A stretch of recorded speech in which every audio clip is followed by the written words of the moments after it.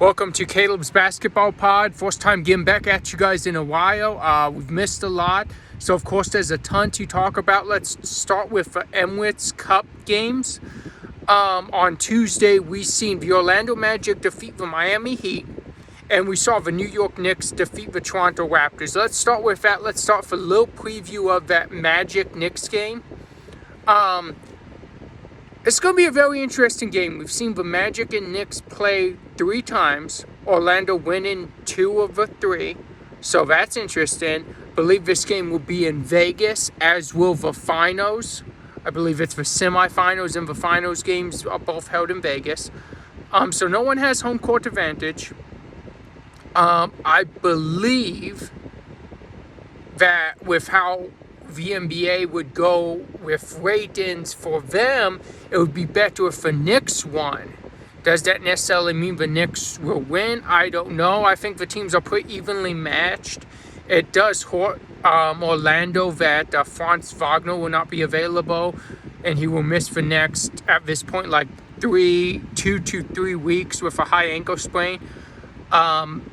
Big piece of Orlando, but we've seen the Magic turning on as of late. We've really seen Desmond Bane be the catalyst for that. Paolo Banchero is not playing at the All-Star level we're used to. I don't know if he's trying to figure out how to fit in alongside what Desmond Bane's been doing on the scoring level. But I think the best thing for him would be to just be himself, play his way, because his way is very suitable to play with other All-Stars. I've mentioned before that I look at Paolo kind of like a younger LeBron type. Not saying necessarily is good, but the guy that can make players better around him. High basketball IQ, good scorer, take over a team, and in the playoffs, every series he's been in the playoffs, I would go as far to say he's been the best player in that series. So that type of player, I believe, can fit with anyone. So I would say the best thing for him is to just be himself, and Desmond Bane will find his shots. But nonetheless, Orlando's been looking good as of late. So none of that has really mattered yet, but I think they'll look even better if we can see the next level of Paolo. Now we jump to the Knicks side of things. New York, they've been on a roll. Number 2 in the Eastern Conference, only behind Detroit. In my opinion, the favorites to come out of the East at this point. And Jalen Brunson's getting his. He's just going out. He's scoring. The offense is free-flowing. He's not forcing anything, but he's still putting up near 30 points a game. Karl Anthony Towns, he's had his good games and his bad games. I think Mikal Bridges is playing at an all-star level. And we're seeing OG back. We're seeing the Knicks play better with Josh Hart in the starting lineup. There's a ton going on in New York, and if you're a Knicks fan, you have to be very happy with what you're seeing, because you're starting to live up to the expectations before the season. We saw them in Cleveland a little slow out the gate.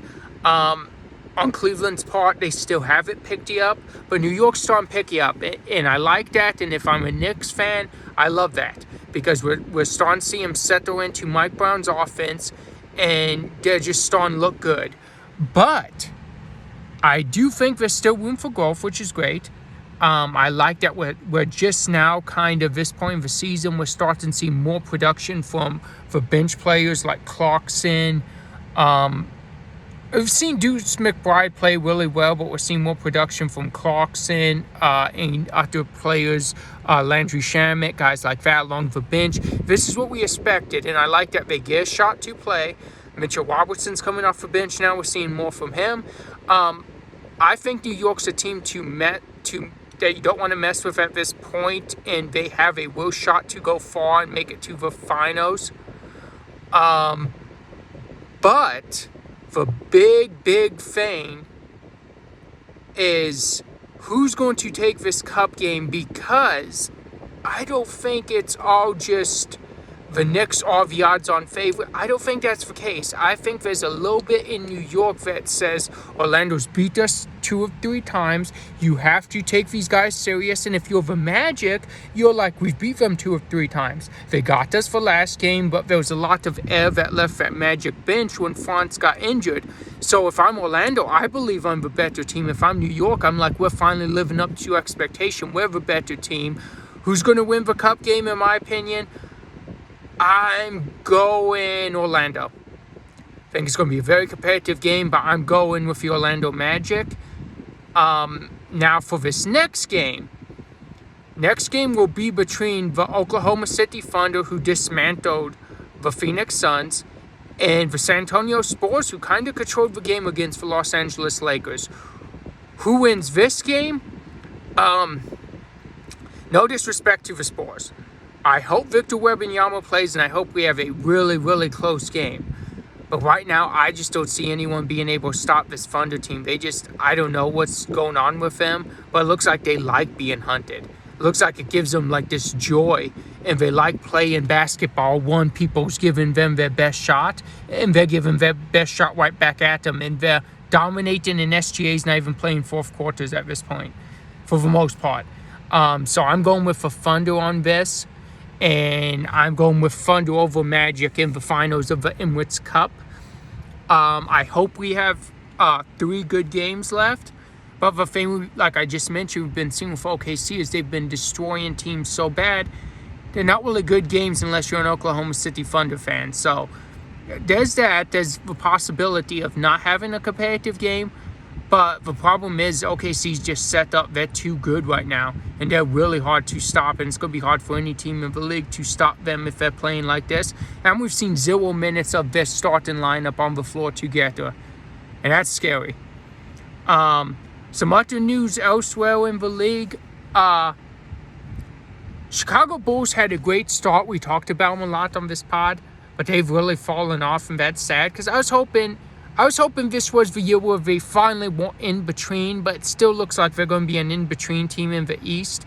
And that's unfortunate. I think they're I don't even want to say a star away. I think they're 2 stars away. Really good player in Josh Giddey, and really good role players, but not big enough of a star.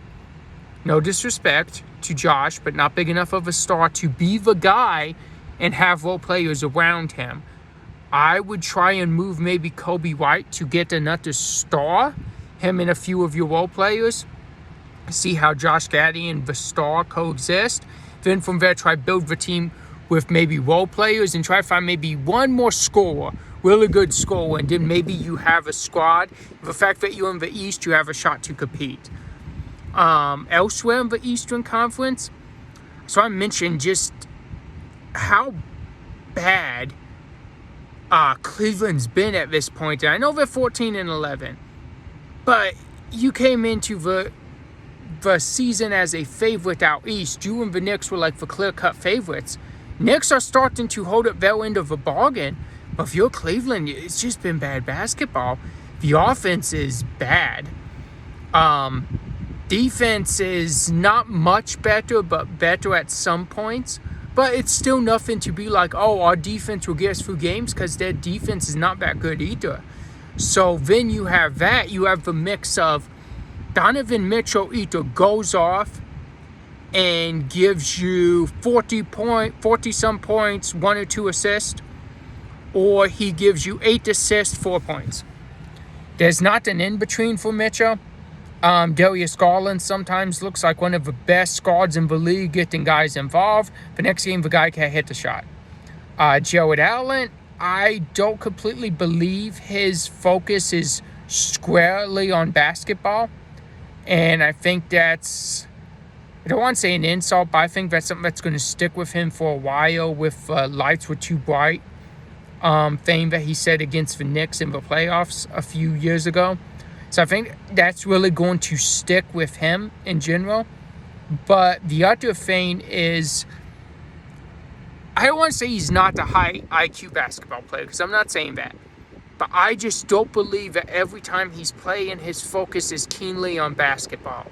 And at that point, there's a lot of iffy, what Jared Allen do you get? And I think that's hard to win. And I think it's really hard to win playoff series, especially when this guy's getting out-rebounded by 6'4" players.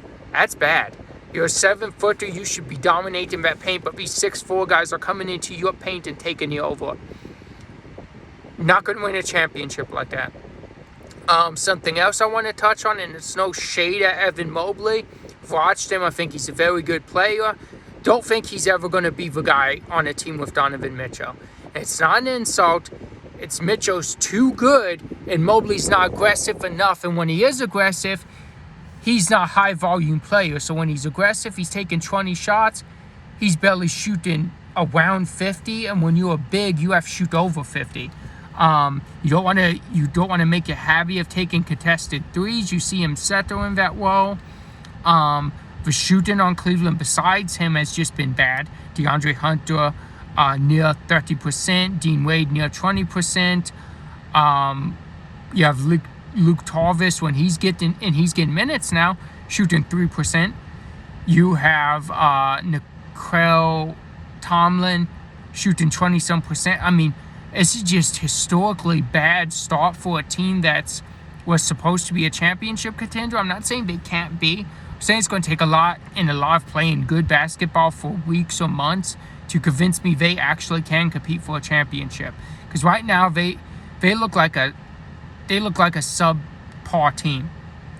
Not special. When they play big games, every game they get down big in the first half, and then they try and make a comeback, expend all their energy, and more than likely, if it's a good team, they still lose. So it's just not good basketball, and something has to change. And if you say you want to win a championship, it has to change. And one thing I would float around be the idea of trading Evan Mobley before his stock really falls, because I don't think he's ever going to be the guy. I don't think he's going to take the step everybody believed he could on this team. And it's nothing against him. I'm not sure if the shots are there, and I'm not sure if he's aggressive enough to take the ball from Garland or Mitchell and be the guy.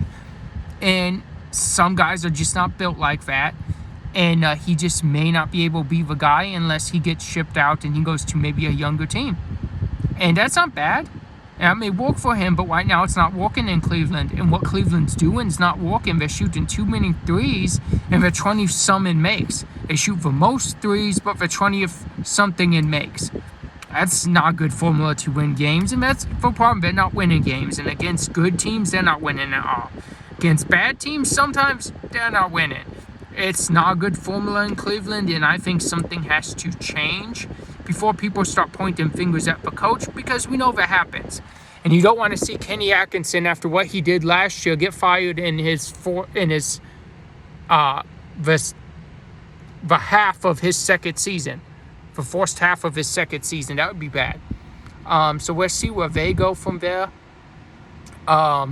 So I do want to announce Derek Lively is out for the season. Big blow to Dallas. It may be, I believe it's time Dallas may start to look at possibly blowing things up.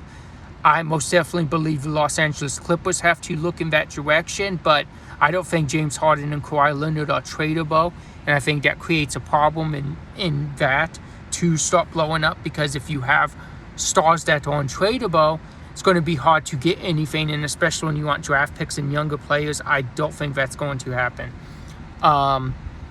Looking back at some other teams out west, Denver's looking really good. They're staying hot. Utah Jazz has had some good games, but for the most part, we did see a video where the coach, Will Hardy, is saying that they're just not playing and they're not competing. And he's sure you have to tell them to compete, and I'm PGing this up, but sure you have to tell them to play hard every game. There may be some turmoil there, and I don't know if this is the case, but if that's the case, Will Hardy may not make it through the season as the Jazz coach. But there also can't be a lot of expectations because that roster's not great.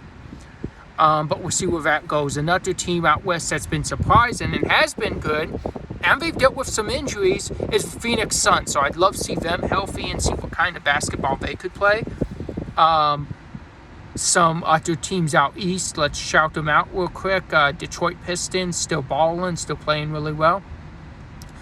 Atlanta Hawks have been playing pretty good. I think Jalen Johnson is looking at an all-star bid this year.